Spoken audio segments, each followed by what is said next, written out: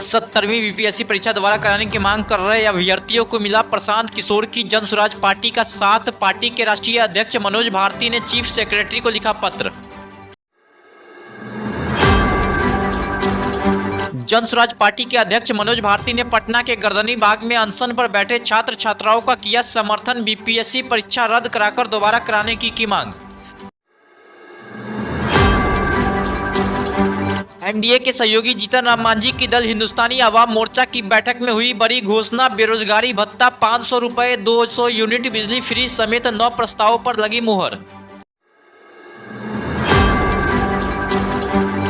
जन स्वराज पार्टी के प्रशांत किशोर ने 2025 बिहार विधानसभा चुनाव से पहले किया बड़ा दावा। कहा, अगर एनडीए नीतीश कुमार को अपना चेहरा बनाती है तो इससे जन स्वराज पार्टी को बहुत बड़ा लाभ मिलने वाला है।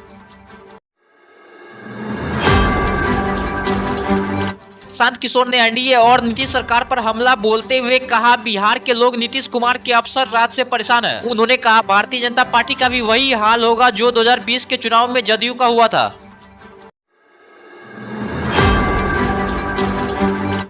केंद्रीय मंत्री और जदयू के नेता ललन सिंह ने एक बार फिर मीडिया को किया संबोधित। नेता प्रतिपक्ष तेजस्वी यादव पर कसा तंज। ललन सिंह ने कहा, तेजस्वी यादव पिछले 20 सालों से सपना देख रहे हैं और आगे 5 साल भी सपना देखेंगे। सपना देखने में कोई दिक्कत नहीं है, लेकिन उनका सपना कभी सच होने वाला नहीं है। एनडीए को समर्थन देने वाली राष्ट्रीय लोक जनशक्ति पार्टी के अध्यक्ष पशुपति पारस ने दिया बड़ा बयान। कहा, हम एनडीए के साथ थे लेकिन उन्होंने हमारे साथ नाइंसाफी की।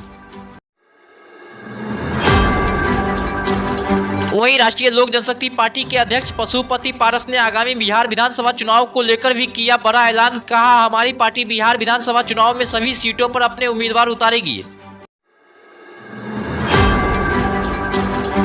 आरजेडी नेता तेजस्वी यादव ने शराबबंदी कानून को लेकर सीएम नीतीश कुमार को घेरा। कहा, बिहार में शराबबंदी कानून तो लागू है लेकिन होम डिलीवरी पर रोक नहीं लग रही है।